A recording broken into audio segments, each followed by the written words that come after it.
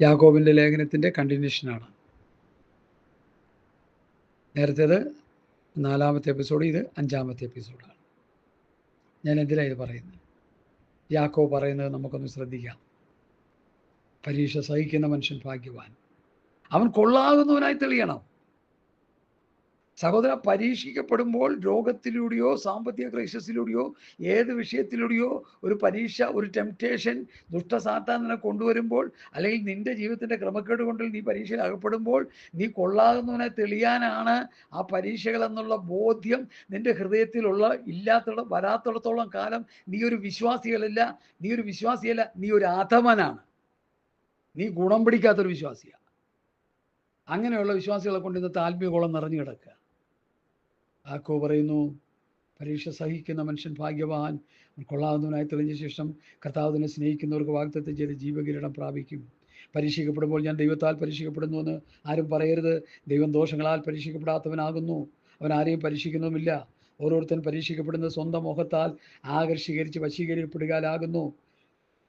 മോഹം ഗർഭം ധരിച്ച് പാപത്തെ പ്രസവിക്കുന്നു, പാപം മുഴുത്തിട്ട് മരണത്തെ പെറുന്നു. അന്യായമായ മോഹങ്ങൾ നിന്റെ ഹൃദയത്തിൽ കൊണ്ട് തരുമ്പോൾ അത് ആ മോഹം നിന്റെ ഉള്ളിൽ ഒരു ജഡസന്തതിയെ രൂപപ്പെടുത്തി എടുക്കുകയാണെന്ന് ചിന്തിച്ചോണം. ഒരു ജഡികൻ നിന്റെ ഉള്ളിൽ വളർന്നു വരികയാണ്. അതാണ് മോഹം ഗർഭം ധരിക്കുന്നു എന്ന് പറയുന്നത്. ആ ജഡത്തിൻ്റെ അവസ്ഥ വളർന്നു വന്നിട്ട് അത് ഒരു സന്ദർഭത്തിൽ നിന്നെ എന്ത് ചെയ്യും? പാപത്തിലേക്ക് നിന്നെ ചാടിക്കും. അതോടെ നിന്റെ ഇടപാട് തീർന്നു. അതാ യാക്കോബ് പഠിപ്പിക്കുന്നതിൻ്റെ മഹത്തരമായ ദൂത്. മാർട്ടിൻ ലൂതർ ഭയപ്പെട്ട് വിറച്ച ഒരു ലേഖനമാണ് യാക്കോബിൻ്റെ ലേഖനം. വിശ്വാസത്താൽ നീതീകരണമെന്ന് മാർട്ടിൻ ലൂതർ ശക്തിയോടെ പ്രഖ്യാപിച്ചപ്പോൾ, വിശ്വാസത്താൽ നീതീകരണം ശരിയാണ്, വിശ്വാസത്തോടൊപ്പം പ്രവൃത്തിയും വേണമെന്ന് യാക്കോബ് ശക്തിയോടെ പറഞ്ഞു. വിശ്വാസവും പ്രവൃത്തിയും വേണം, വിശ്വാസം മാത്രം പോരാ. Hallelujah, hallelujah, hallelujah. ഇനി ഞാൻ ആ 16-ാമത്തെ വാക്യത്തിലേക്ക് വരിക. എൻ്റെ പ്രിയ സഹോദരന്മാരെ, വഞ്ചിക്കപ്പെടരുത്. എല്ലാ നല്ല ദാനവും തികഞ്ഞ വരമൊക്കെയും ഉയരത്തിൽ നിന്ന് വെളിച്ചങ്ങളുടെ പിതാവിൽ നിന്ന് ഇറങ്ങി വരുന്നു. അവന് വികാരമോ ഗതിഭേദത്താലുള്ള ആച്ഛാദാനമോ ഇല്ല. നാം അവൻ്റെ സൃഷ്ടികളിൽ ഒരുവിധം ആദ്യഫലമാകേണ്ടതിന് അവൻ തൻ്റെ ഇഷ്ടം ഹേതുവായി സത്യത്തിൻ്റെ വചനത്താൽ നമ്മെ ജനിപ്പിച്ചിരിക്കുന്നു. ഹല്ലേലൂയ. ഇവിടെ അടുത്ത ഒരു പ്രധാന എല്ലാ സബ്ജക്റ്റ് ഞാൻ തൊടാനായിട്ട് ശ്രമിക്കുന്നില്ല, ഹൃദയത്തിൽ കർത്താവ് പ്രകാശിപ്പിക്കുന്ന മാത്രം. അടുത്ത് 18-ാം വാക്യത്തിൻ്റെ 2-ാമത്തെ പാർട്ട്, തൻ്റെ ഇഷ്ടം ഹേതുവായി സത്യത്തിൻ്റെ വചനത്താൽ നമ്മെ ജനിപ്പിച്ചിരിക്കുന്നു. ഇതൊന്ന് പഠിക്കേണ്ട വിഷയമാണ്. വചനത്താലാണ് നമ്മളിൽ ജനനം നടന്നത്. പത്രോസ് അത് സാധീകരിക്കുന്നു. 1 പത്രോസ് 1:23 കെടുന്ന ബീജത്താലല്ല, കെടാത്തതിനാൽ ജീവനുള്ളതും നിലനിൽക്കുന്നതുമായ വചനത്താൽ, ദൈവവചനത്താൽ തന്നെ നിങ്ങൾ വീണ്ടും ജനിച്ചിരിക്കുന്നു. അപ്പോൾ വചനത്താലാണ് ജനനം. യാക്കോബ് പറയുന്നു, സത്യത്തിൻ്റെ വചനത്താൽ നമ്മെ ജനിപ്പിച്ചിരിക്കുന്നു. ഹല്ലേലൂയ. പത്രോസ് പറയുന്നു, ദൈവവചനത്താൽ തന്നെ നിങ്ങൾ ജനിച്ചിരിക്കുന്നു. യാക്കോബ് ജനിച്ചിരിക്കുന്നു. ഈ പത്രോസിൻ്റെ 1-ാം ലേഖനം 5-ാമത്തെ വാക്യം, ക്ഷയം, മാലിന്യം, വാട്ടം എന്നിവ ഇല്ലാത്തതുമായ അവകാശത്തിനായി തന്നെ നമ്മെ വീണ്ടും ജനിപ്പിച്ചിരിക്കുന്നു. നമ്മെ വീണ്ടും ജനിപ്പിച്ചതാ. നീ ദൈവത്തിലായതല്ല, ദൈവത്തിലാകാൻ ദൈവം നിനക്ക് ഭാഗ്യം തന്നതാ. വചനം ഉള്ളിൽ വീണ് മാനസാന്തരം ഉണ്ടായതിലാ നിനക്ക് ജന്മം നടന്നത്. കടം മാറ്റി, കഷ്ടത മാറ്റി, കണ്ണീര് തുടച്ച്, ലോറി മേടിച്ച് തന്ന്, ലോകത്തിലെ ഭൗതിക അനുഗ്രഹങ്ങൾ വാരിക്കോരി തന്ന് നിന്നെ രക്ഷയിലേക്ക് നടത്തിയതല്ല. ദൈവവചനം പ്രസംഗിക്കുന്ന ഒരു 2-ാം ക്ലാസ്സുകാരൻ ഉപദേശി എവിടെയോ നിന്ന് പ്രസംഗിച്ചു, സഹോദരാ, യേശുക്രിസ്തു ഇന്നേക്ക് 2000 വർഷങ്ങൾക്ക് മുമ്പ് നിന്റെ പാപത്തിനു വേണ്ടി മരിച്ചു. നിന്റെ ശാപം മാറ്റുവാൻ അവൻ ശാപമേറ്റു. ആ സുവിശേഷത്തിൻ്റെ വചനം കേട്ടപ്പോൾ, അയ്യോ, എൻ്റെ പാപത്തിന് വേണ്ടി മരിച്ചുവെങ്കിൽ ഞാൻ എന്ത് ചെയ്യണം? സഹോദരന്മാരെ, കർത്താവായ യേശുക്രിസ്തുവിൽ വിശ്വസിക്കുക, എന്നാൽ നീ നിന്റെ കുടുംബം രക്ഷ പ്രാപിക്കും. അങ്ങനെ യേശുക്രിസ്തുവിൽ വിശ്വസിച്ച്, അങ്ങനെ വചനം കേട്ട് വചനത്താലൊരു മാനസാന്തരം, വചനത്താൽ ഒരു രൂപാന്തരം, വചനത്താൽ ഒരു റാഡിക്കൽ ചേഞ്ച് ഉള്ളിൽ വന്ന് മാനസാന്തരപ്പെടാത്തവൻ ആരും രക്ഷിക്കപ്പെട്ടവരല്ല. ഇന്ന് സഭകളിൽ കാണുന്ന വിശ്വാസികളിൽ രക്ഷിക്കപ്പെട്ടവർ കുറവാണ്.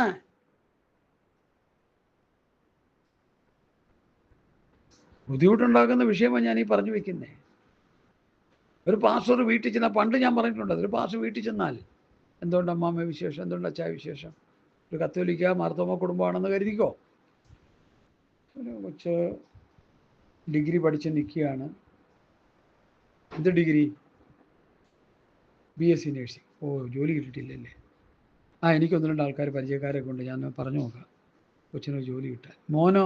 അവനും കമ്പ്യൂട്ടർ എഞ്ചിനീയറിംഗൊക്കെ പഠിച്ചുകൊണ്ടിരിക്കുക, ലാസ്റ്റ് തീരും. അവനും നമുക്ക് എന്തെങ്കിലും ജോലിയൊക്കെ ഒപ്പിച്ചു കൊടുക്കാം.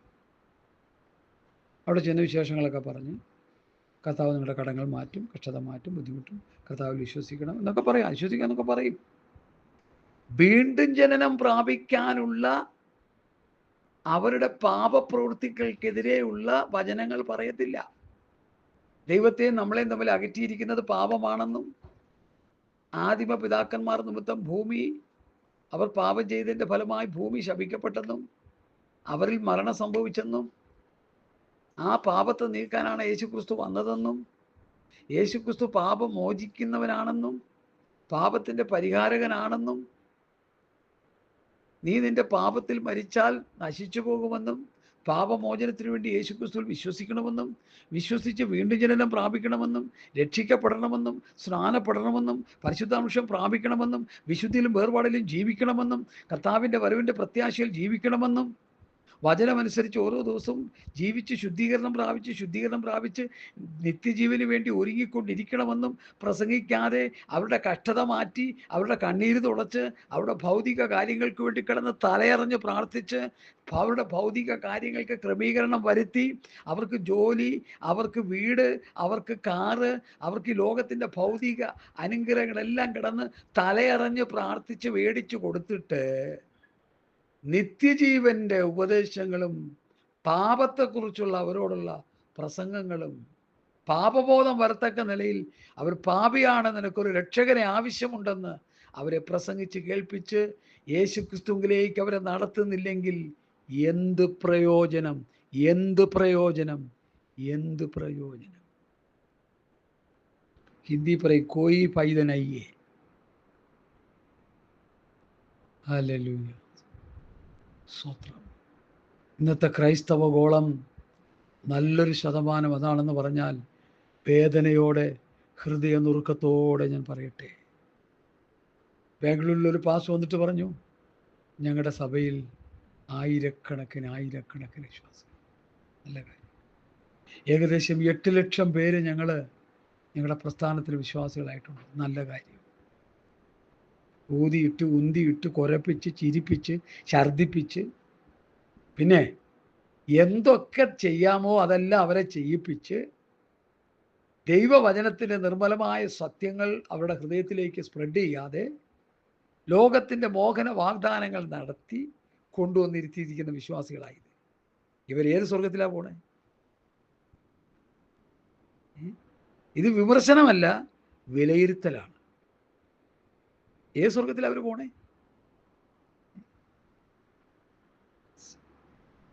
ഹല്ലേലൂയ. ഭൗതിക അനുഗ്രഹങ്ങൾ പ്രാപിച്ച സ്വർഗത്ത് പോവോ? ഹല്ലേലൂയ. പാപമോചനം പ്രാപിക്കണ്ടേ? ദുർപദേശത്തിന് വിടുതൽ പ്രാപിക്കണ്ടേ? സത്യവചനം പഥ്യവചനം വിശ്വസിക്കണ്ടേ? സ്വത്രം സ്വത്രം സ്വത്രം സ്വത്രം സ്വത്രം സ്വത്രം സ്വത്രം. ഹല്ലേലൂയ. പാപത്തെക്കുറിച്ചും നീതിയെക്കുറിച്ചും ന്യായവിധിയെക്കുറിച്ചും ബോധം വരുത്തുന്ന ദൈവത്തിൻ്റെ പരിശുദ്ധാത്മാവ് അവരിൽ ക്രിയ ചെയ്യണ്ടേ? അവർക്ക് പാപബോധം ഉളവാക്കണ്ടേ? ഞാനൊരു പാപിയാണെന്ന് അവർ വിളിച്ചു പറയണ്ടേ? എൻ്റെ പാപത്തിന് വേണ്ടിയാണ് യേശുക്രിസ്തു മരിച്ചതെന്ന് ഞാൻ വിശ്വസിക്കുന്നു എന്ന് അവൻ്റെ നാവ് കൊണ്ടവൻ പറയണ്ടേ? ഹല്ലേലൂയ. ആ യേശുവിനെ എൻ്റെയും കർത്താവും രക്ഷിതാവുമായി ഞാൻ കർത്തൃത്വം ചെയ്യാനായിട്ട് യേശുവിനെ ഏൽപ്പിക്കുന്നു എന്ന് അവൻ പറയണ്ടേ? അത് കഴിഞ്ഞ് പിതാവിൻ്റെയും പുത്രൻ്റെയും പരിശുദ്ധാത്മാവിൻ്റെയും നാമത്തിലുള്ള സ്നാനം അവൻ ഏൽക്കണ്ടേ? സ്നാനമേറ്റ് കഴിഞ്ഞ ശേഷം ദൈവം വിശ്വസിക്കുന്നവർക്ക് നൽകുന്ന പരിശുദ്ധാത്മാവിനെ, വാഗ്ദത്തം ചെയ്ത പരിശുദ്ധാത്മാവിനെ പ്രാപിച്ചെടുക്കണ്ടേ? പരിശുദ്ധാംശം പ്രാപിച്ച സ്വർഗത്ത് പോകുന്ന എല്ലാവരും പറഞ്ഞുകൊണ്ടിരിക്കും. ഞാൻ പറഞ്ഞ പോകത്തില്ലെന്ന്. ആത്മാവിനെ അനുസരിച്ച് നടക്കണം. ആത്മാവിനെ അനുസരിച്ച് നടക്കണം. ഇപ്പൊ ക്രിസ്തുവേശുള്ളവർക്ക് ഒരു ശിക്ഷാവിധി ഇല്ലെന്നൊരു വാക്യം ഞാൻ ഈ കഴിഞ്ഞ ദിവസം ഒരു സൗരോടെ അടുത്ത് പറയാനിടയായി. അവിടെ എഴുതിയിരിക്കുന്നത് ആത്മാവിനെ അനുസരിച്ച് നടക്കുന്ന ക്രിസ്തുവേശുള്ളവർക്ക് ശിക്ഷാവിധി ഇല്ലെന്നാ. ഇംഗ്ലീഷ് ബൈബിൾ എടുത്ത് വെച്ച് വായിച്ചോ. ഇപ്പൊ പറയാൻ സമയമില്ല, പെട്ടെന്ന് അങ്ങ് പറഞ്ഞു പോയത് ഇതിൻ്റെ ഇടയ്ക്ക് വന്നുകൊണ്ട്. റോമർ 8:1 ഇപ്പോൾ ക്രിസ്തുവേശുള്ളവർക്ക് ശിക്ഷാവിധി ഇല്ലെന്നുള്ളത് KJV ട്രാൻസ്ലേഷൻ നമ്മളത് പഠിക്കുമ്പോൾ സ്തോത്രം, ക്രിസ്തുവേശുവിൽ രക്ഷിക്കപ്പെട്ട് ക്രിസ്തുവേശുവിൽ വിശ്വസിച്ച് ആത്മാവിനെ അനുസരിച്ച് നടക്കുന്ന നമുക്ക് ശിക്ഷാവിധിയില്ല, അല്ലെങ്കിൽ ശിക്ഷാവിധി ഉണ്ടെന്നാണ് എഴുതിയിരിക്കുന്നത്. രക്ഷ കൊണ്ടും സ്നാനം കൊണ്ടും അഭിഷേകം കൊണ്ടൊന്നും ആയില്ല പ്രിയമുള്ളവരെ. ആത്മാവിനെ അനുസരിച്ച് നടന്ന് വിശുദ്ധീകരണം പ്രാപിച്ച് ശുദ്ധീകരണം പ്രാപിച്ച് നീതി ചെയ്ത് വചനമനുസരിച്ച് ശുദ്ധീകരണം പ്രാപിച്ച് ആണ് നിത്യജീവനിലേക്ക് നടത്തപ്പെടുന്നത്. ചുമ്മാ ഒന്നും നിത്യജീവൻ കിട്ടത്തില്ല. വെറുതെ എടുത്ത് വെച്ചേക്കുകയല്ല നിത്യജീവൻ. അതിന് വില കൊടുത്തവനുണ്ട്, മുതൽ മുടക്കിയവനുണ്ട്. ക്രൂശിൽ തൻ്റെ രക്തം ചൊരിഞ്ഞാണ് നിത്യജീവൻ നമുക്ക് നൽകി തന്നത്. വെറുതെ ഒന്നും കിട്ടത്തില്ല. കുറച്ച് ചപ്പടി വിദ്യകൾ കാണിച്ചാലൊന്നും നിത്യജീവൻ കിട്ടത്തില്ല. ഹല്ലേലൂയ. പരസ്യങ്ങളൊക്കെ എനിക്ക് വലിയ ഇഷ്ടമുള്ള കാര്യമാണ്. ഞാൻ ഇഷ്ടംപോലെ പരസ്യത്തിന് പ്രസംഗിച്ചിട്ടുണ്ട്. ചില സഹോദരന്മാരൊക്കെ പറയാം, പരസ്യവും പ്രസംഗിക്കണമെങ്കിൽ പാർട്ടി തന്നെ പ്രസംഗിക്കണം വെച്ചാൽ നന്നായിട്ടൊക്കെ പറയുമെന്നൊക്കെ കൂടെ ഇരിക്കുന്നവർ പറയും. എന്നതുപോലെ നമ്മൾ പറഞ്ഞിട്ടുണ്ട്. ഇപ്പം പരസ്യവും നിർത്തിയിട്ട് സഭയോട് പറഞ്ഞുകൊണ്ടിരിക്കുക. പരസ്യവും കേട്ട് രക്ഷിക്കപ്പെട്ട് വന്നവൻ തലയും കുത്തി നിൽക്കുക. അതുകൊണ്ട് അവനോട് പറഞ്ഞുകൊണ്ടിരിക്കുക, നീ മാനസാന്തരപ്പെടേ. ഞാൻ മാനസാന്തരപ്പെട്ടവനാ, മാനസാന്തരപ്പെട്ടുകൊണ്ടിരിക്കുന്നു, മാനസാന്തരപ്പെടും. രക്ഷിക്കപ്പെട്ടുകൊണ്ടിരിക്കുന്നു, രക്ഷിക്കപ്പെടും. രക്ഷയും മാനസാന്തരം ത്രികാലങ്ങളാണ്. അത് പഴയ പിതാക്കന്മാരിൽ നിന്ന് പഠിക്കണം, എന്നാലേ കിട്ടുകയുള്ളൂ. ഊച്ചാൻ താടി വെച്ച പിള്ളേരിൽ നിന്നും അതൊന്നും കിട്ടത്തില്ല. ഹല്ലേലൂയ, സ്തോത്രം, പ്രൈസ് ദി ലോർഡ്. അപ്പോൾ യാക്കോബിൻ്റെ ലേഖനത്തിലെ ആ വിഷയമാണ് നമ്മളിപ്പോൾ ചിന്തിക്കുന്നത്. എന്താണ്? വചനത്താൽ, സത്യത്തിൻ്റെ വചനത്താൽ നമ്മെ ജനിപ്പിച്ചിരിക്കുന്നു. സത്യത്തിൻ്റെ വചനത്താൽ നമ്മളെ ജനിപ്പിച്ചു. സത്യത്തിൻ്റെ വചനത്താൽ നമുക്കൊരു ജനനം കിട്ടി. ഏതോ ഒരു ഉപദേശി വന്ന് ദൈവവചനം പ്രസംഗിച്ചപ്പോൾ യേശുക്രിസ്തുവിൻ്റെ വിശ്വസിച്ചാൽ യേശുക്രിസ്തുവിൻ്റെ ഭാവത്തിലൂടെ മരിച്ചുവെന്ന് പ്രസംഗിച്ച് അത് വിശ്വസിച്ച് നമ്മൾ വചനത്താൽ രക്ഷിക്കപ്പെട്ടു. ഈ രക്ഷിക്കപ്പെട്ടവൻ അടുത്തെന്ത് ചെയ്യണം? ഇതൊക്കെയാണ് കാര്യങ്ങൾ. പത്രോസിൻ്റെ 1 ലേഖനം 2-ാം അധ്യായത്തിൻ്റെ 1-ാം വാക്യം. ആകയാൽ സകല ദുഷ്ടതയും എല്ലാ ചതിവും എല്ലാ വ്യാജഭാവവും എല്ലാ അസൂയയും എല്ലാ നുണയും നീക്കിക്കളഞ്ഞ് ഇപ്പോൾ ജനിച്ച ശിശുക്കളെ പോലെ രക്ഷയ്ക്കായി വളരുവാൻ ദൈവവചനമെന്ന മായമില്ലാത്ത പാൽ കുടിപ്പാൻ വാഞ്ചിപ്പിൻ. ഞാനിത് കുറച്ചു മുമ്പ് പിന്നെയും പറഞ്ഞു, ഇപ്പോൾ പിന്നെയും പറയുക. ഇത് ആത്മാവ് ഹേമിപ്പിച്ച് പറയുന്ന ഇത്. 1 പ്രാവശ്യം 10 പ്രാവശ്യം 100 പ്രാവശ്യം കേട്ടാലൊന്നും ഒരാൾക്ക് ചിലപ്പോൾ മനസ്സിലാവുന്നില്ല.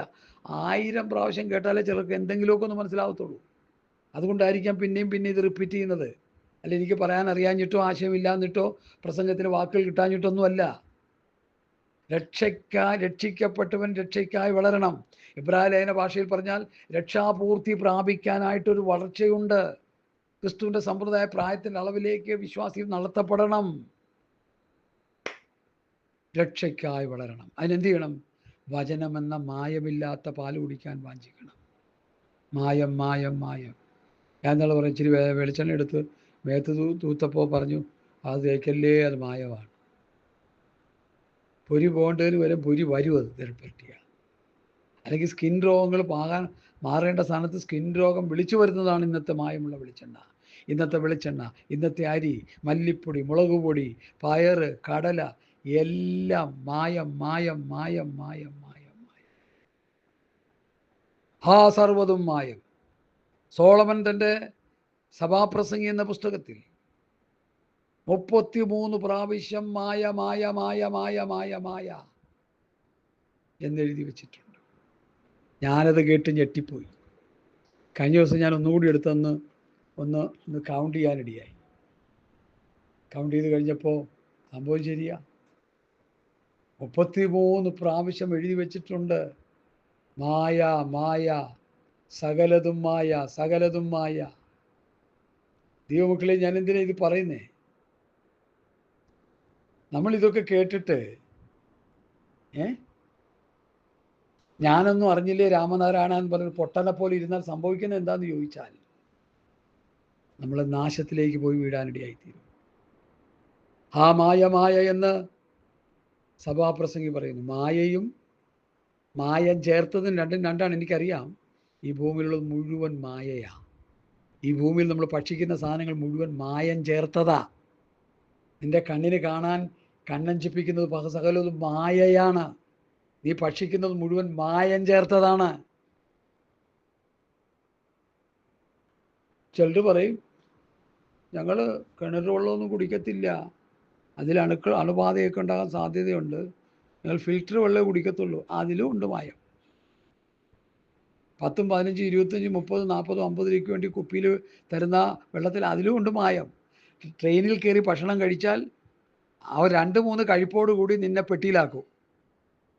പഴംപൊരിയും ഉണ്ടംപൊരിയും എല്ലാം പ്ലാസ്റ്റിക് പാൽ കവറ് ചൂടുള്ള എണ്ണയിലിട്ട് ഉരുക്കി നല്ല സൂപ്പറായിട്ട് അതിൽ വറുത്തെടുക്കുന്ന കടികൾ. എങ്ങനെയുണ്ട്?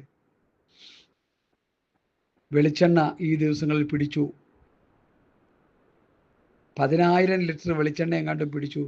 മായമുള്ള വെളിച്ചെണ്ണ പിടിക്കാതെ എത്രയെണ്ണം നമ്മൾ കുടിച്ചും ദേഹത്ത് തേച്ചും തീർത്തു.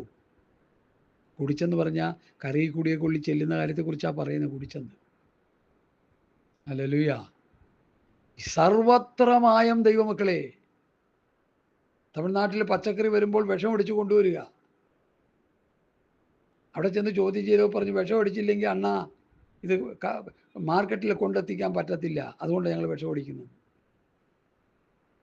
എൻ്റെ കൂടെ വചനം പഠിച്ചൊരു സഹോദരൻ കൃഷിക്കാരനാ, പക്ക കൃഷിക്കാരനാ. ഞാൻ അദ്ദേഹത്തിൻ്റെ വീട്ടിൽ ചെന്നപ്പോൾ അദ്ദേഹം എന്നെ കാണിച്ചു തന്നു. സഹോദര, പാവയ്ക്ക 3 പ്രാവശ്യം വിഷത്തിൽ മുക്കിയില്ലെങ്കിൽ ഇത് വിപണിയിൽ എത്തിക്കാൻ പറ്റത്തില്ല. സ്തോത്രം, സ്തോത്രം, സ്തോത്രം. ഇടയ്ക്ക് വെച്ചത് നഷ്ടപ്പെട്ടു പോകും. അതുകൊണ്ട് അവർ മായം ചേർക്കുന്നു. കാരണം ആദാം ഹവ്വയും പാപം ചെയ്തപ്പോൾ ഭൂമി ശാപഗ്രസ്തമായെന്നേ. ഇവിടെ ഒന്നും നന്നായിട്ടുണ്ടാകത്തില്ല. മുഴുവൻ ശാപം പറ്റിയതിൻ്റെ 10,000 ആണ്ട് വാഴ്ചയിലാണ് ആ ശാപം തീരുന്നത്. അതുകൊണ്ട് ദൈവമക്കളെ 1000 ആണ്ട് വാഴ്ചയിൽ പോകാൻ ഒരുങ്ങിക്കോ. കർത്താവെന്ന് സഭയെടുത്ത് 7 വർഷത്തെ മഹോദരാലം കഴിഞ്ഞതിന് ശേഷം 1000 ആണ്ട് വാഴ്ച ഈ ഭൂമിയിൽ ദൈവം കർത്താവിനോടുകൂടി നമുക്ക് 1000 ആണ്ട് ജീവിക്കാം. രാജാക്കന്മാരെ പോലെ നമുക്ക് ജീവിക്കാം. സുഖത്തോടെ ജീവിക്കാം, സന്തോഷത്തോടെ ജീവിക്കാം. കഷ്ടതയില്ലാത്ത, കണ്ണുനീരില്ലാത്ത, ദുഃഖമില്ലാത്ത, പുറവിയില്ലാത്ത, മരണമില്ലാത്ത ഒരു ശരീരത്തിൽ ആത്മസന്തോഷത്തോടെ, സ്വർഗീയ സന്തോഷത്തോടെ നമുക്ക് കർത്താവിനോടൊപ്പം ജീവിക്കാം. ഇവിടെ സകലതും മായയാണ്. പത്രോസ് പറയുന്നു, സകല ദുഷ്ടത, ചതി, വ്യാജഭാവം, അസൂയ, നുണ ഇതെല്ലാം നീക്കിക്കളഞ്ഞ് ഇപ്പോൾ ജനിച്ച ശിശുക്കളെ പോലെ ദൈവവചനമെന്ന മായമില്ലാത്ത പാൽ കുടിപ്പാൻ വാഞ്ചിപ്പീൻ. ഇന്ന് ആത്മീയഗോളത്തിൽ വിതയ്ക്കപ്പെടുന്നത് നല്ലൊരു ശതമാനം മായയാണ്, മായമുള്ള പാലാണ്. അത് നിങ്ങൾ തന്നെ വിലയിരുത്തുക. കർത്താവ് തൻ്റെ അപ്പസ്തലന്മാരും വിശുദ്ധ പ്രവാചകന്മാരും പറഞ്ഞ വചനത്തിൻ്റെ വ്യവസ്ഥ വിട്ട് പഠിപ്പിക്കുന്ന പഠിപ്പിക്കലുകളെല്ലാം മായയാണ്. സ്തോത്രം, അതിൽ മായം ചേർത്ത പഠിപ്പിക്കലാണ്. മായമില്ലാത്ത പാൽ അപ്പോസ്തലന്മാരുടെ ഉപദേശമാണ്. ഒരു സംശയമില്ല കാര്യത്തിൽ. അവർ പഠിപ്പിക്കുന്ന പഠിപ്പിക്കലാണ് മായമില്ലാത്തത്. അതിനോട് കൂട്ടാനും പാടില്ല, കുറയ്ക്കാനും പാടില്ല എന്ന് നമ്മൾ കേട്ട് കഴിഞ്ഞാൽ നേരത്തെ. കൂട്ടു കഴിഞ്ഞാൽ നിത്യജീവൻ പോകും. കൂട്ടി ചേർത്താൽ നിത്യജീവൻ പോകുമെന്ന്. കോട്ടിച്ചേർത്താൽ നിത്യജീവൻ പോകും. അത് വിട്ടുകളഞ്ഞാൽ നിത്യജീവനിലേക്ക് പോകാൻ പറ്റത്തില്ല. ദൈവവചനം വിട്ടുകളയുന്നു, കോട്ടിക്കളയുന്നു, കൂട്ടുചേർക്കുന്നു, മറിച്ച് കളയുന്നു, തള്ളിക്കളയുന്നു, ദുർബലപ്പെടുത്തുന്നു. ശാസ്ത്രിമാരും പരീശന്മാരും ദുർബലപ്പെടുത്തി വിട്ടുകളഞ്ഞു വചനത്തെ. ഹല്ലേലൂയ. ഈ ജനം അതരം കൊണ്ട് എന്നെ ബഹുമാനിക്കുന്നു, അവിടെ ഹൃദയമെങ്കിലും അകന്നിരിക്കുന്നു എന്ന് അവിടെ പറയാൻ നമുക്ക് കാണാൻ കഴിയുന്നു. പ്രിയമുള്ളവരെ, അവ വീണ്ടും ജനനം പ്രാപിച്ചൊരു വ്യക്തി എന്ത് ചെയ്യണം? ദുഷ്ടത, ചതി, വ്യാജഭാവം, അസൂയ, നുണ, ഈ 5 കൂട്ടം കാര്യങ്ങൾ വിടണം. ഈ 5 കൂട്ടം കാര്യങ്ങൾ വിട്ടാലേ മായമില്ലാത്ത പാൽ ഉള്ളിലോട്ട് ചെല്ലത്തുള്ളൂ. മായമില്ലാത്ത പാൽ ഉള്ളിൽ ചെന്നാലേ ആത്മീയ വളർച്ച കിട്ടത്തുള്ളൂ, ആത്മീയ വർധന കിട്ടത്തുള്ളൂ. ക്രിസ്തുവിൻ്റെ സമ്പ്രദായ പ്രായത്തിൻ്റെ അളവിലേക്ക് നടത്തപ്പെടാൻ ഈ മായമില്ലാത്ത പാല് കേൾക്കണം. അതിനാണ് അപ്പോസ്തലന്മാരുടെ ഉപദേശം ശക്തിയോടെ പ്രസംഗിക്കപ്പെടണമെന്ന് പറയുന്നത്. ഹല്ലേലൂയാ, ഹല്ലേലൂയാ, ഹല്ലേലൂയാ. അങ്ങനെ മായമില്ലാത്ത പാല് ചെന്ന് വളർച്ച പ്രാപിച്ചു വരണം. അതാണ് യാക്കോബിന്റെ പഠിപ്പിക്കലിലെ ശ്രദ്ധേയമായൊരു പഠനം. ഹല്ലേലൂയ. സത്യത്തിന്റെ വചനത്താൽ നമ്മെ വീണ്ടും ജനിപ്പിച്ചിരിക്കുന്നു. ഹല്ലേലൂയ. അപ്പൊ വചനത്താൽ വീണ്ടും ജനനം പ്രാപിച്ചവൻ, വചനം കേട്ട് മാനസാന്തരപ്പെട്ടവൻ, വചനമെന്ന മായമില്ലാത്ത പാല് കുടിച്ച് വളരണം. വചനമെന്ന മായമില്ലാത്ത പാല് കുടിച്ച് വളരണമെങ്കിൽ എന്തു വേണം? നീക്കിക്കളയേണ്ട 5 പ്രധാന കാര്യങ്ങൾ. ആരും അത് പറയുന്നില്ല. ബഹുമാനപ്പെട്ട പാസ്റ്റർമാരാരും അത് പൊതിഞ്ഞു പറഞ്ഞുകൊണ്ടിരിക്കുക. എനിക്കിവിടെ പൊതിയാനുമില്ല, ഒന്നുമില്ല, പെയിന്റ് അടിയില്ല, നേരെ അങ്ങ് പറയുക. ഹല്ലേലൂയ. ആകയാൽ സകല ദുഷ്ടതയും എല്ലാ ചതിവും 2, 3 വ്യാജഭാവം, ഇല്ലാത്തതുണ്ടെന്ന് കാണിക്കുന്നത്, അസൂയ, എല്ലാ നുണ, ഇതെല്ലാം നീക്കിക്കളഞ്ഞ് ഇപ്പോൾ ജനിച്ച ശിശുക്കളെ പോലെ രക്ഷയ്ക്കായി വളരുവാൻ, രക്ഷാപൂർത്തി പ്രാപിക്കുവാൻ, കാഹളം ധരിക്കുമ്പോൾ അങ്ങോട്ട് എടുക്കപ്പെടുവാൻ, മരിച്ചുപോയാൽ ഉയർപ്പ് കളിവിക്കുവാൻ, സ്വോത്രം, ജീവനോടിരിക്കുമ്പോൾ രൂപാന്തരം കിട്ടണമെങ്കിൽ രക്ഷയ്ക്കായി വളരണം. കുഞ്ഞ് വളരണം, ജനിച്ച കുഞ്ഞ് വളരണം. ജനിച്ച കുഞ്ഞ് വളരാതെ കിടന്നാൽ എന്തു ഗുണം? ഇന്നേക്ക് ചില 10, 30, 40 വർഷം മുമ്പാണെന്ന് തോന്നുന്നു, ഞാനൊരു സഹോദരനും കൂടി ഒരു മുസ്ലിം വീട്ടിൽ ചെല്ലുന്നു പ്രാർത്ഥിക്കാൻ. ഈ അച്ഛൻ എന്നെ കൊണ്ടുപോയതാണ്. ആ വീട്ടുകാർക്കൊന്നും താല്പര്യമില്ല. അച്ഛന് വലിയ മനസ്സിൽ കൊണ്ടുപോയതാണ്. അതുകൊണ്ടൊന്നും നടന്നുമില്ല. അല്ലെങ്കിൽ ആ കുഞ്ഞൊക്കെ സൗഖ്യമായി പോയെന്നെ. ഭയങ്കര എതിർപ്പായിരുന്നു നിങ്ങൾ പ്രാർത്ഥിച്ചു കഴിഞ്ഞപ്പോൾ. എന്തിനാ ഇവിടെ കൊണ്ടുവന്ന് പ്രാർത്ഥിപ്പിച്ചെന്ന് പറയും ചിന്തയായി. ഒരു ഇസ്ലാം തീവ്രവാദികളല്ലേ? എല്ലാവരും തീവ്രവാദികളല്ല. ഇസ്ലാമിൽ നല്ലൊരു ശതമാനം തീവ്രവാദികളുണ്ട്. അതിൻ്റെ ദുഃഖം നമ്മളിൽ ലോകം മുഴുവൻ പേറിക്കൊണ്ടിരിക്കുക. ഞാൻ അങ്ങോട്ടൊന്നും പോകുന്നില്ല. അപ്പോൾ അവിടെ ചെന്നപ്പോൾ ഹല്ലേലൂയ, ഒരു 1.5 വയസ്സോ 2 വയസ്സോ ആയൊരു കൊച്ച് 3 മാസം പ്രായത്തിൽ കിടക്കുന്നു. തലയൊക്കെ ഇച്ചിരി വളർന്നിട്ടുണ്ട്, കൈകാലൊക്കെ ഇച്ചിരി വളർന്നിട്ടുണ്ട്, ഉടലൊക്കെ ഒരു ശിശുവിനെ പോലെ, മൊത്തം ഒരു ശിശുവിൻ്റെ ലുക്ക. 2 വർഷമായ 1.5 വർഷമായ ഒരു കുഞ്ഞിന് ശിശുവിൻ്റെ ലുക്ക. തീരെ പൊടി, പ്രസവിച്ചിട്ട് തീരെ പൊടിയായിട്ട് കിടന്നവരെ വളരണ്ടേ? കൊച്ചു വളരത്തില്ലേ? പാല് കൊടുക്കുമ്പോൾ കൊച്ചു വളരുമല്ലോ. 1 വയസ്സാകുമ്പോൾ എഴുന്നേറ്റ് നടക്കുമല്ലോ കൊച്ച്. ഇത് 1.5 വയസ്സായിട്ട് പാങ്കടയാ, വളരുന്നില്ല കൊച്ച്. അതൊരു മാരകമായ രോഗമാണ്. അതെന്തോ ആകട്ടെ. അതുപോലെ പെന്തക്കോ സമൂഹത്തിൽ രക്ഷിക്കപ്പെട്ട ദൈവമക്കൾ രക്ഷാപൂർത്തി പ്രാപിക്കുവാൻ, രക്ഷയ്ക്കായി വളരുവാൻ അവരെ വചനം പഠിപ്പിക്കുന്നില്ല. അവർ വചനം പഠിക്കുന്നില്ല. ദൈവവചനമെന്ന മായമില്ലാത്ത പാല് കോരിക്കൊടുക്കാൻ ആളില്ല. അവരെ പാട്ടുപാടി തുള്ളിപ്പിച്ച് അവരുടെ പോക്കറ്റിലുള്ളത് അടിച്ചു മാറ്റി സുഖിക്കുന്ന സുഖിയന്മാരെ കൊണ്ട് നിറഞ്ഞിരിക്കുകയാണ്. എന്നോട് പിണങ്ങല്ലേ. പിണങ്ങിയാലും ഒരു ചുക്കുമില്ല എനിക്ക്. ഹല്ലേലൂയ. രക്ഷയ്ക്കായി വളരണം. യാക്കോബും പത്രോസും അത് പഠിപ്പിക്കുന്നേ. ക്രിസ്തുവിന്റെ സമ്പ്രദായ പ്രായത്തിന്റെ അളവിലേക്ക് നടത്തപ്പെടണമെന്ന് എഫേസ്യ ലേഖനം 4:11 മുതൽ. ഹല്ലേലൂയ.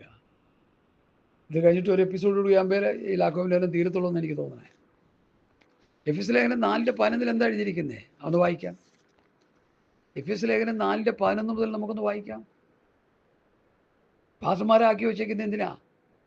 അവൻ ചിലരെ അപ്പോസ്തലന്മാരായി, ചിലരെ പ്രവാചകന്മാരായി, ചിലരെ സുവിശേഷകന്മാരായി, ചിലരെ ഇടയന്മാരായി, ഉപദേഷ്ടകന്മാരായി നിയമിച്ചിരിക്കുന്നു. അത് നാം എല്ലാവരും വിശ്വാസത്തിലും ദൈവത്തിനെ കുറിച്ചുള്ള പരിജ്ഞാനത്തിലുള്ള ഐക്യതയും തികഞ്ഞ പുരുഷത്വവും ക്രിസ്തുവിന്റെ സമുദായ പ്രായത്തിൻ്റെ അളവും പ്രാപിക്കുവോളം. കണ്ടോ, ക്രിസ്തുവിന്റെ സമുദായ പ്രായത്തിൻ്റെ അളവ് പ്രാപിക്കണം. അതിനെന്ത് വേണം? വിശ്വാസത്തിൽ ദൈവത്തിനെ കുറിച്ചുള്ള പരിജ്ഞാനത്തിലുള്ള ഐക്യത, തികഞ്ഞ പുരുഷത്വം, ക്രിസ്തുവിന്റെ സമുദായ പ്രായത്തിൻ്റെ അളവ്, അത് പ്രാപിക്കണം. പ്രാപിക്കുവോളം വിശുദ്ധന്മാരുടെ ദാസാനുഷ്ഠയുടെ വേലയ്ക്കും ക്രിസ്തുവിന്റെ ശരീരത്തിന്റെ ആത്മീയ വർധനവിനാകുന്നു. തല ക്രിസ്തു, ശരീരം സഭ, വ്യക്തികൾ. അപ്പൊ തലയിൽ നിന്നുള്ള ഉപദേശം കേട്ട് ശരീരമാം സഭയുടെ വ്യക്തികൾ വളർന്ന് ക്രിസ്തുവിന്റെ ശരീരത്തിന്റെ ആത്മീയ വർധന ഉണ്ടാകണം. നമുക്ക് ആത്മീയ വർധന ഉണ്ടാകണം, ആത്മീയ വളർച്ച ഉണ്ടാകണം, ആത്മീയ നിറവുണ്ടാകണം. ഇല്ലെങ്കിലോ ഒരു ബോംബാണത് അടുത്ത വാക്യം. അങ്ങനെ നാം ഇനി മനുഷ്യരുടെ ചതിയാലും ഭയത്താലും തെറ്റിച്ചു കളയുന്ന തന്ത്രങ്ങൾ കുടുങ്ങിപ്പോകാൻ തക്കവണ്ണം ഉപദേശത്തിന്റെ ഓരോ കാറ്റിനാൽ അലഞ്ഞുള്ളുന്ന ശിശുക്കളായി പോകും. ആത്മീയ വളർച്ച കിട്ടിയില്ലെങ്കിൽ ശിശുക്കളായി പോകും. ഇന്നത്തെ പെന്തക്കോസ്ത് സമൂഹം ശിശുക്കളെ കൊണ്ട് നിറഞ്ഞു കിടക്കുക. ഒരു ചെറിയ ശേഷിപ്പേ ഉള്ളൂ വേദോസ്തം നന്നായി വായിച്ച് പ്രാർത്ഥിക്കുന്നവർ. പ്രത്യാശയോടെ ജീവിക്കുന്നവർ നല്ലൊരു ശതമാനവും ശൈശവാവസ്ഥയിൽ കിടക്കുക. ഹല്ലേലൂയ. അങ്ങനെ നാം ഇനി മനുഷ്യരുടെ ചതിയാലും ഉഭയത്താലും മനുഷ്യരുടെ എന്നുള്ള സ്ഥാനത്ത് പാസ്റ്ററുടെ എന്ന് വെച്ചോണം. ചതിയാലും ഉഭയത്താലും തെറ്റിച്ച് കളയുന്ന തന്ത്രങ്ങളിൽ കുടുങ്ങിപ്പോകാൻ തൊക്കണം ഉപദേശത്തിൻ്റെ ഓരോ കാറ്റിനാൽ അലഞ്ഞുള്ളുന്ന ശിശുക്കളായി പോകും. ശിശുക്കളായിരിക്കാതെ സ്നേഹത്തിൽ സത്യം സംസാരിച്ചുകൊണ്ട് ക്രിസ്തു എന്ന തലയോളം ഉണ്ടോ, ക്രിസ്തു എന്ന തലയോളം സകലത്തിനും വളരെ വളർച്ച പ്രാപിക്കും. തലയായ ക്രിസ്തുവിനോട് ക്രിസ്തുവിൻ്റെ തലയോളം വളർച്ച പ്രാപിക്കുക. ഗുരുവിനെ പോലെ ആകുന്ന ശിഷ്യന് മതി. കണ്ടോ ആ വാക്യം കണ്ടോ? ഗുരുവിനെ പോലെ ആയിത്തീരുക. ദൈവത്വത്തിൽ നമ്മൾ ആരുമല്ല, പക്ഷേ ക്രിസ്തു ഈ ഭൂമിയിലിരുന്ന് വളർന്നതുപോലെ, അവൻ മനുഷ്യ ശരീരത്തിൽ വളർന്നതുപോലെ, പിതാവിനെ പ്രസാദിപ്പിച്ച് പിതാവിൻ്റെ വചനങ്ങൾ കേട്ടനുസരിച്ച് വളർന്നതുപോലെ നമ്മൾ ഈ വചനങ്ങൾ കേട്ടനുസരിച്ച് വളരണം. നമ്മിലൊരു വളർച്ച ഉണ്ടാകണം, ഒരു ആത്മീയ വളർച്ച ഉണ്ടാകണം, ഒരു ആത്മീയ വർധന ഉണ്ടാകണം, ഒരു ആത്മീയ നിറവ് ഉണ്ടാകണം. ഇന്നത്തെ ക്രൈസ്തവ സമൂഹം ആത്മീയ ശൈശവസ്ഥയിൽ കിടന്ന് ഞെളിവിരികൊള്ളുക. ശിശുവായിരുന്നപ്പോൾ ശിശുവിനെ പോലെ സംസാരിച്ചു, ശിശുവിനെ പോലെ ചിന്തിച്ചു, ശിശുവിനെ പോലെ നിരൂപിച്ചു. 1 കൊരിന്ത്യർ 13:11. പുരുഷനായ ശേഷമോ ശിശുവിനുള്ളത് ത്യജിച്ചു കളഞ്ഞു. ഇന്ന് ത്യജിച്ചു കളഞ്ഞിട്ടില്ല. സഭയിൽ അടി നടക്കുക, അത് ശിശുക്കളല്ലേ. ഒരിക്കലും സഭയിൽ ചെന്ന് ഞാൻ ശുശ്രൂഷിക്കാനിരിക്കുക, തല താണുപോയി. എൻ്റെ 2 ഗ്രൂപ്പ് അവിടെ എഴുന്നേറ്റു. ആ ഗ്രൂപ്പ് എഴുന്നേറ്റ് അങ്ങോട്ടും ഇങ്ങോട്ടും എന്തോ ഒരു ആശയവിനിമയം നടത്തി, ഒരു വിഷയം എടുത്ത് സംസാരിച്ചു. ഒരു കൂട്ടർ അതിനെ എതിർത്തു, ഒരു കൂട്ടർ അതിനെ അനുകൂലിച്ചു. അപ്പോൾ പാസ്റ്റർ ഏതോ ഒരു കൂട്ടരോട് ചേർന്ന് മറ്റവരെ ചീത്ത പറഞ്ഞു. അപ്പോൾ ഒരു നല്ല പരിജ്ഞാനമുള്ള വിവേകമുള്ളൊരു സഹോദരൻ അവിടെ ഇരുന്നു. അദ്ദേഹം എഴുന്നേറ്റ് പറഞ്ഞു, നിങ്ങളെയൊക്കെ ആരാ പാസ്റ്ററാക്കിയെന്ന് ചോദിച്ചു. സഭയിൽ 2 അഭിപ്രായം നിലനിൽക്കെ 2 ഗ്രൂപ്പ് തമ്മിൽ തല്ലുമ്പോൾ ഒരു ഗ്രൂപ്പിനോട് ചേർന്ന് മറ്റവരെ തല്ലാതെ ഈ 2 ഗ്രൂപ്പുകളെ യഥാസ്ഥാനപ്പെടുത്താൻ ദൈവിക ജ്ഞാനം, വചനത്തിൻ്റെ പരിജ്ഞാനം, സ്വർഗീയ ജ്ഞാനം, ആത്മശക്തി പ്രാപിച്ച കർത്താവിൻ്റെ ദാസന്മാരില്ലാതെ പോയാൽ എന്ത് സംഭവിക്കും? ഏതെങ്കിലും ഒരു ചേരിയോട് ചേർന്ന് തമ്മിൽ തല്ലി വഴക്കുണ്ടാക്കി സഭ പൊളിച്ച് നശിപ്പിച്ച് നാരായണക്കല്ലാക്കി 4 വശത്തേക്ക് പോകും. ഇന്നതല്ലേ നടന്നുകൊണ്ടിരിക്കുന്നത്?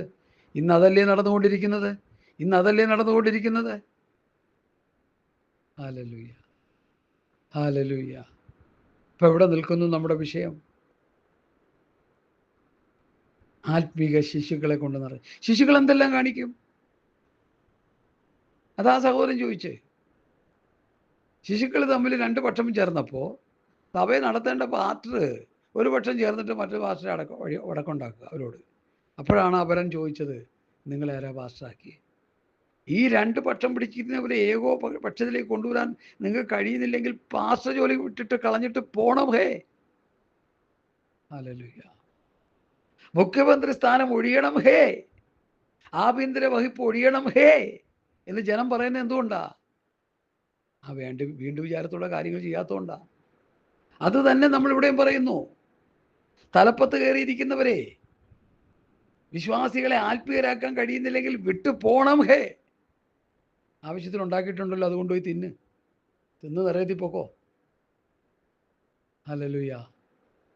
വേദന കൊണ്ട് പറയുക. സഭ മുഴുവൻ നശിച്ചു കിടക്കുക. ആത്മീയമായി ജനം നശിച്ചു കൊണ്ടിരിക്കുന്നു.